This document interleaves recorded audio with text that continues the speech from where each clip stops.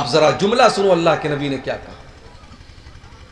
आपने फरमाया कि ऐ उमर, उस अल्लाह की कसम जिसके हाथ में मेरी जान है, लऊ काना मूसा हय्यन, अगर आज मूसा अलैहिस्सलाम भी जिंदा हो जाए, व अदरक नबुवती, और मेरी नबूवत का ज़माना मूसा अलैहिस्सलाम भी पा जाए, मा वसिअहु इल्ला इत्तिबाई, तो मूसा अलैहिस्सलाम को भी मेरी पैरवी करनी पड़ेगी, उनको भी मेरी शरीयत पर चलना पड़ेगा।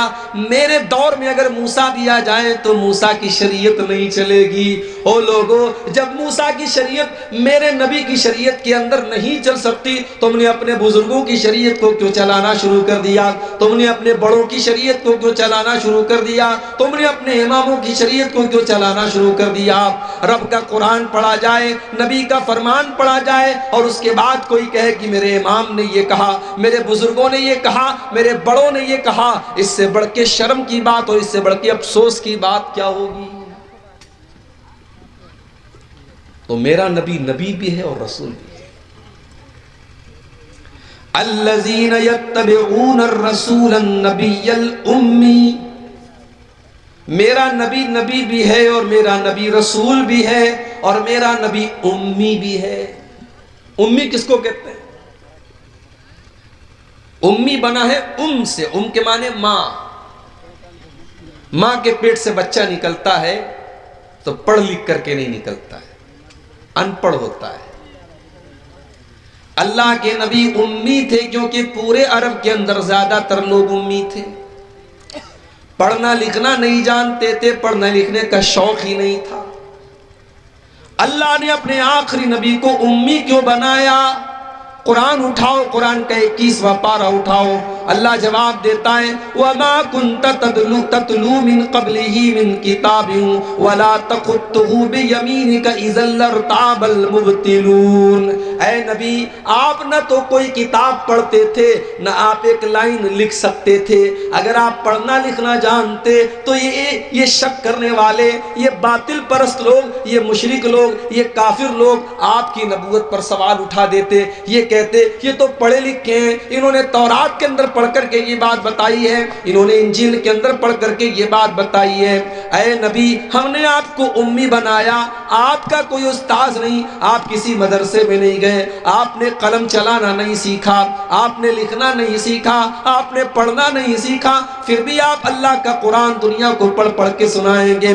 फिर भी आप नबी हैं और आप अपनी हदीसें पढ़ पढ़ के सुनाएंगे। दुनिया हैरत से देखेगी और सोचेगी इसको सिखाने वाला कौन है। तब दुनिया को पता चलेगा कि आपको सिखाने वाला आपका रब है। आप उम्मी थे मगर आप दुनिया के टीचर थे। मेरे नबी उम्मी थे, किसी मदरसे में नहीं गए, किसी टीचर के सामने आपने जानुए तलम्मुस तय नहीं किया, मगर आप सारी कायनात के टीचर थे, सारी कायनात के मुअल्लिम थे, गुरु थे आप। इसीलिए अल्लाह ने जब अपने नबी की खुसूसियात का तज़किरा कुरान में किया तो क्या फरमाया? वयुअल्लिमुहुमुल किताब वल हिकमा, मेरा नबी तुमको कुरान सिखाता है, मेरा नबी तुमको हिकमत की बातें सिखाता है, मेरा नबी टीचर है, मेरा नबी मुअल्लिम है, मेरा नबी तुमको किताब व हिकमत की तालीम देता है। अल्लज़ी यजिदूनहु मक्तूबन इंदहुम फित तौराति वल इंजील, मेरे नबी का तज़किरा तुमको तौरात के अंदर मिलेगा जो यहूदियों की किताब है, इंजील के अंदर मिलेगा जो क्रिश्चियंस की किताब है। तौरात के अंदर तहरीफ कर दी गई, इंजील के अंदर चेंजिंग कर दी गई, मगर आज भी तौरात के अंदर अल्लाह के नबी का तज़किरा मौजूद है, आज भी इंजील के अंदर अल्लाह के नबी का तज़किरा मौजूद है। हमारे भारत में हमारे हिंदू भाइयों की जो किताबें हैं, हम नहीं कह सकते कि इन किताबों में कितना परिवर्तन किया गया, कितनी चेंजिंग की गई, मगर आज भी इन किताबों में हमारे नबी का तज़किरा मौजूद है। कहीं कहा गया कि वो नाराज शम्स होंगे, उनकी बहुत ज्यादा प्रशंसा की जाएगी।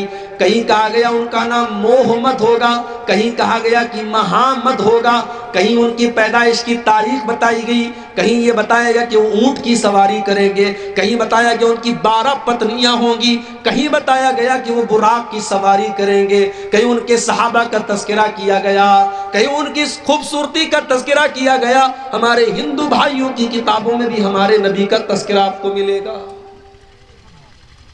अल्लज़ी यजिदूनहु मक्तूबन इंदहुम फित तौरात वल इंजील, उस नबी का तस्करा हमको सिर्फ कुरान में नहीं मिलेगा, दूसरी आसमानी किताबों के अंदर मिलेगा। और कहते हैं कि जादू वो है जो सर चढ़ के बोले।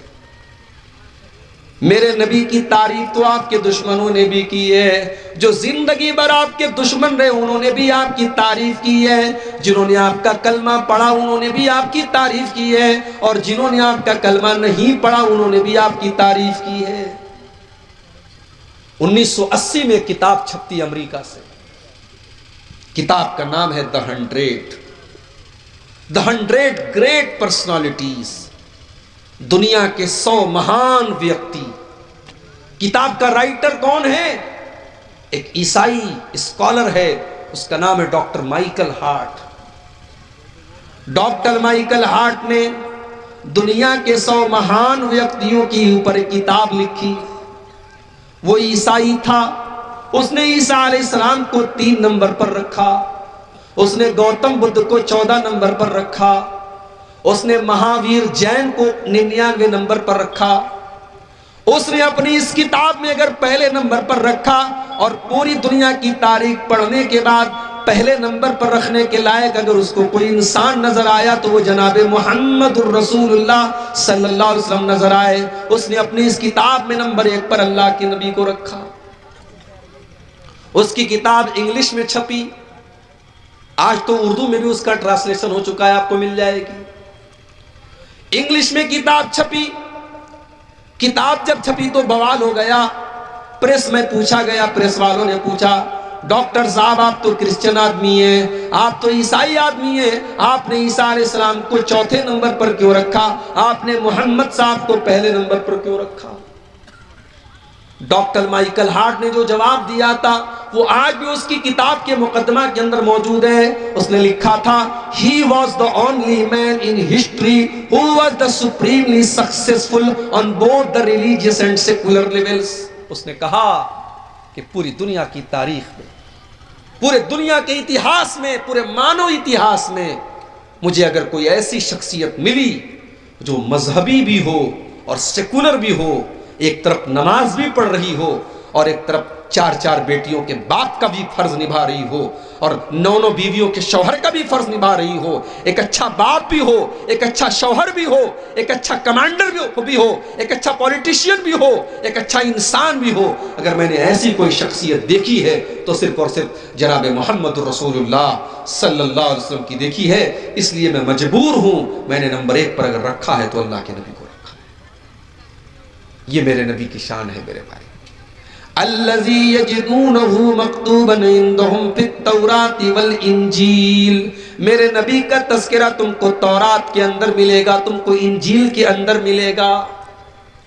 बुखारी के अल्फाज है, अल्लाह के नबी का तौरात के अंदर तज़किरा कैसा था? सहाबी कहते हैं कि तौरात के अंदर जब हमने पढ़ा तो अल्लाह के नबी के बारे में लिखा था, लैसा बिफज़्ज़िन वला गलीज़िन वला सख़ाबिन फिल अस्वाक़, कि आखिरी नबी ऐसे होंगे कि उनके मिजाज में कठोरता नहीं होगी, सख्ती नहीं होगी, उनके मिजाज में नरमी होगी, उनकी जुबान के अंदर मिठास होगी। वला सख़ाबिन फिल अस्वाक़, वो बाजारों में चिल्लाने वाले, चीखने वाले बाजारू लोगों की तरह नहीं होंगे। ला यदफ़उ सय्यअत बिस्सय्या, वो बुराई का बदला बुराई से नहीं देंगे। वलाकिन याफू व यस्फ़उ, वो अपने दुश्मन की खताओं को भी माफ कर देंगे, अपने शत्रु को, अपने दुश्मन को भी माफ कर देंगे। तो उस नबी का तज़किरा तुमको तौरात के अंदर भी मिलेगा और उस नबी का जिक्र तुमको इंजील के अंदर भी मिलेगा। यामुरुहुम बिल मारूफ, वो नबी तुमको नेकियों का हुक्म देंगे, वयनहाहुम अनिल मुनकर, तुमको बुराइयों से रोकेंगे।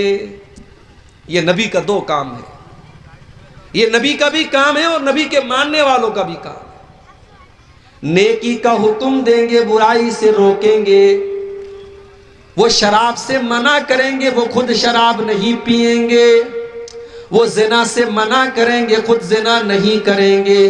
वो हराम खोरी से मना करेंगे, खुद हराम काम नहीं करेंगे। मेरे प्यारे साथियों, होना तो ये चाहिए था कि शराब बंदी का अभियान हम चलाते। ये बिहार गवर्नमेंट का काम नहीं था, ये तो मुसलमान का काम था। होना तो ये चाहिए था मुसलमान की बस्तियों में कहीं शराब की दुकान नजर ना आए और शराब के अड्डों पर कहीं मुसलमान नजर ना आए, क्योंकि जितना शराब को आपके मजहब में हराम करार दिया गया और जितने सख्त जुमले आपके मजहब में कहेंगे उतने किसी और मजहब में नहीं कहेंगे। जरा आप वो हदीस उठाइए, सुनन नसई के अंदर ये हदीस मौजूद है। उस्मान गनी रजी अल्लाह तआला अन्हु की हदीस है। कहते हैं कि वो लोगों, शराब से बचो, ये उम्मुल खबाइस है, ये तमाम बुराइयों की जड़ है, ये तमाम गंदगियों की जड़ है। पिछले जमाने में अल्लाह का एक नेक बंदा था जो बहुत नेक आदमी था, बड़ा मुत्तकी था, बड़ा जाहिद था। एक फाहिशा औरत ने, एक बदचलन औरत ने अल्लाह के उस नेक बंदे को अपने जाल में फंसाने के लिए एक साजिश चली, एक चाल चली। उसने अपनी एक लौंडी को भेजा। लौंडी आई, कहने लगी, हजरत मेरी मलका ने आपको बुलाया है, कोई मसला आ गया है, कोई मामला आ गया, आपको गवाही देना है। हजरत बेचारे सीधे साधे थे, वो फौरन चलने लगी उस औरत के साथ। सुनन नसई की रिवायत है, अल्लाह का वो नेक बंदा जब उस लौंडी के साथ चलने लगा, जाने लगा, जब वो घर के अंदर दाखिल हुई, उसने घर के अंदर जाते ही दरवाजा बंद कर दिया और अंदर गई, एक और दरवाजा बंद कर लिया और अंदर गई, एक और दरवाजा बंद कर लिया। 7 दरवाजों को बंद करने के बाद आखिर में एक छोटा सा कमरा था जिसमें एक खूबसूरत बदचलन औरत थी, एक छोटा सा मासूम बच्चा था और बच्चे के बगल में एक छुरी रखी हुई थी और एक बोतल में शराब रखी थी। औरत ने कहा, कोई गवाही का मसला नहीं था, मैंने तो चाल चली थी तुमको बुलाने के लिए, तुमको फंसाने के लिए। अब तो 7 दरवाजे बंद हैं, तुम्हें भागने का कोई रास्ता नहीं। अब 3 चॉइस तुम्हारे सामने, या तो मेरे साथ जिना करो, या तुम इस बच्चे को कत्ल करो, या तुम इस बोतल की शराब में से एक गिलास, एक प्याला तुम शराब पी लो। उसने सोचा, जिना करना बहुत बड़ा पाप है, बच्चे को कत्ल करना उससे भी बड़ा पाप है, शराब को पीना इन दोनों के मुकाबले में हल्का पाप है, हल्का गुनाह है। उसने कहा, ठीक है, तुम इस बोतल में से एक प्याला शराब मुझे दे दो। एक प्याला शराब उसने पी, नशा चढ़ा, उसने एक और प्याला निकाला, उसको पिया और नशा चढ़ा, यहां तक कि उसने पूरी बोतल खाली कर दी। और जब शराब के नशे में धुत हो गया, उसने उस औरत के साथ जिना भी कर लिया और उस मासूम बच्चे का कत्ल भी कर दिया। उस्मान गनी कहते हो, लोगों, इस शराब से बचो। जिस दिल के अंदर शराब की लत लग जाएगी, उस दिल के अंदर ईमान और शराब की लत इकट्ठा नहीं हो सकती। मेरे प्यारे साथियों, आज कितने मुसलमान हैं जो शराब पी रहे हैं और आज उनके घर वाले आजिज हैं, उनके बीवी बच्चे परेशान हैं। शराब की इस लत की वजह से आज वो ना अपने बच्चों का ध्यान रख पा रहे, ना अपनी बीवी का ध्यान रख पा रहे हैं। मेरा नबी तो इन गंदगियों से तुमको बचाने आया था। यामुरुहुम बिल मारूफ, मेरा नबी तो तुमको नेकियों का हुक्म देने के लिए आए थे। वयनहाहुम अनिल मुनकर, तुमको बुराइयों से रोकने के लिए आए थे। दुनिया की जितनी बुराइयां हैं, अल्लाह के नबी तमाम बुराइयों से रोकने के लिए आए थे। और जितने अच्छे काम है, जितने नेकी के काम है, अल्लाह के नबी उन नेकी के कामों को बताने के लिए आए थे। नबी की सीरत उठा के देखो, आप जो बात बयान करते थे उसके ऊपर खुद पूरा अमल करते थे। अगर आपने दुनिया वालों से ये कहा कि अपनी जुबान से तुम झूठ ना बोलो, तो मेरे नबी ने खुद ऐसी जिंदगी गुजार करके दिखाई कि आपने कभी झूठ नहीं बोला, आपके ऊपर कभी झूठ की तोहमत नहीं लगाई गई। आपने अगर लोगों को ईमानदारी का सबक दिया तो मेरे नबी ने पूरी जिंदगी ईमानदारी की गुजारी। अगर आपने लोगों को वादा पूरा करने की शिक्षा दी तो मेरे नबी ने कभी वादा खिलाफी नहीं की। आपकी जिंदगी में कौल व अमल में तजाद नहीं है, आपके किरदार में और आपकी गुफ्तार में फर्क नहीं है। जो जुबान से कहा उसके ऊपर अमल करके दिखाया। अपनी उम्मत से कहा कि 5 टाइम की नमाज पढ़ो, हो सके तो तहज्जुद की भी पढ़ लो, कंपलसरी नहीं है, जरूरी नहीं है, अनिवार्य नहीं है। अपनी उम्मत ने कहा कि 5 टाइम की नमाजें पढ़ो।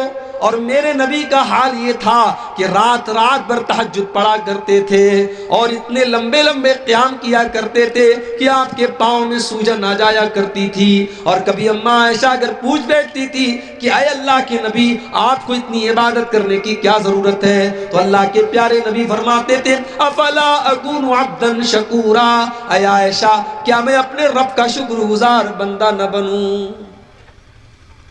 तो मेरा नबी नेकियों का हुक्म देता है और बुराइयों से रोकता है।